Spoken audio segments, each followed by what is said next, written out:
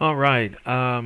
So this morning, well, let me introduce myself, of course. My name is Eddie Edward, to those of you who don't know me personally. And I am the owner of Straight Road Virtual Solutions. And this morning I had a question that actually came up multiple times that I answered with various IBO clients that I work with that are in the Arise network. And today this question was so prominent that what I decided to do is make a video on it to just share my response with everybody. And hopefully this will help you um, get things in order just a little bit better. So here's the question that came to me. Um, I don't really want to share the name of the person. Um, we'll keep that stuff confidential. I can't tell everything now, can I? All right, so here's the question that she has for me. She says, I have agents contact me to complain about the fact that they are not getting enough hours to make the time they spend in class worth it. I am at a loss as to what to do, and the agents choose to quit so they can make more money doing something else. Is it something that I am doing wrong? I contacted the CSM with Arise and they were unable to provide me any help related to this. Why does Arise do this? Okay, that is a typical question. If you're an IBO in the industry and you have agents complaining about the fact that they're not making enough hours, I'm going to share with you that situation. Now, in answer to your first question, which is what are you doing wrong?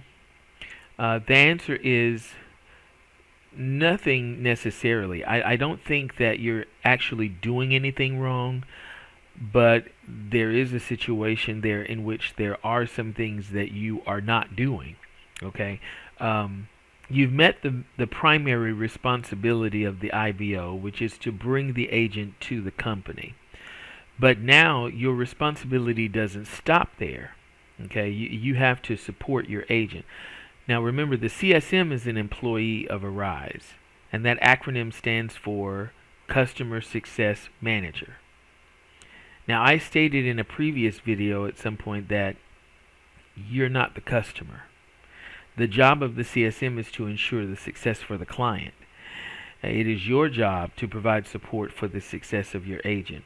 However, if you've never worked as an agent before, within the network or within a call center company or something, then what type of support can you really provide? You really can't relate to the experience of the agent. And so hence the reason it's so important for IBOs to have worked the job for themselves before recruiting other people to join you. Okay? So I still stress that. A lot of people say, no, it's not really that necessary, but yes, it is. If you want to be a successful IBO, you have to understand exactly what your agents are going through and what they are being tasked to do in order for you to support them through it. Okay? Now, in answer to your last question, which is why does Arise do this? The simple answer is Arise does what it does to meet the needs of the client. That's the basis behind everything that Arise does. Now, in a situation like yours, I would review the metrics. That's what I would start to do first. I would review the metrics of the agent to see why they're capped for their hours. Okay? Why they're capped for low hours. Why are they getting a low amount of hours? Why are they not being able to get a maximum amount or at least make it to the minimum 15, something like that. But you usually are going to receive some type of feedback from the CSMs automatically. They're going to always email you information about the metrics of your agents, and typically the metrics are the core reason for low intervals. Okay, if with low metrics, agents are in a lower tier for Preselect Status. Well, what is a Preselect Status? Okay, there are four: the platinum, the gold, the silver, and the bronze. And the higher the pre-select, the earlier you're going to be able to select your intervals. So for example, if a platinum, um, if let's say if you were platinum, right? And you would be within the first group of agents to select intervals to work. That means that when you get ready to access the program to select your intervals that you're going to work. No one has touched the board yet because you are a part of the first group of people who get access to it. So yeah, there is a tier. Platinum gets to go first, and then gold goes maybe the next day, and then the next day goes silver, and then the last day is the bronze. And you don't want to be that group in the bronze, because by the time you get ready to select intervals, that board is going to have been ransacked already, and you're only going to be able to select what's left over. So you'll find a lot of agents, they may do a 30-minute interval here, a 30-minute interval there. You know, their schedule doesn't flow 2 hours, 4 hours combined back to back. No, they have to work 30 minutes at 9 to 9:30, and maybe their next interval is at 12:30 to 1, and then the next, and it's split up like that because you didn't get the opportunity to make the selection of your intervals at the beginning of the open period of that week. So that's kind of the issue for some. Like I said, the lower your pre-select, then you get to choose hours after everybody has already pretty much ransacked the board. So you have to choose the intervals that are left over. Also remember your max cap, which is the max number of intervals that you're able to select, that max number of hours that you can choose.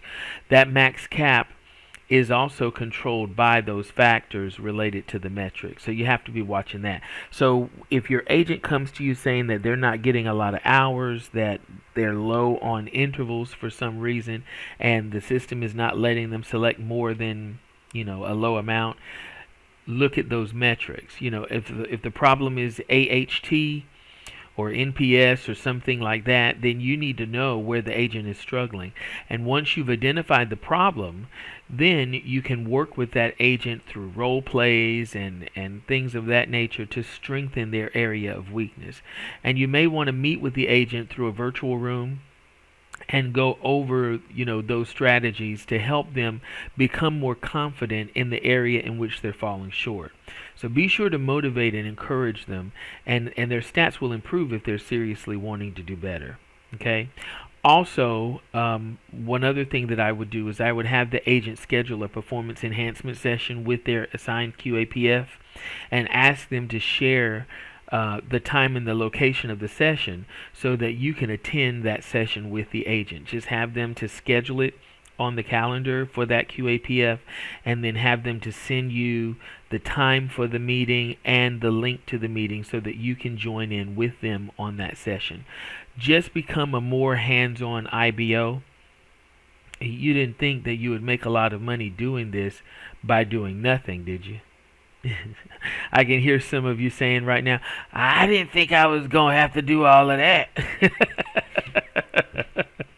You might have to do all of that and then some, especially if you want to become a successful IBO.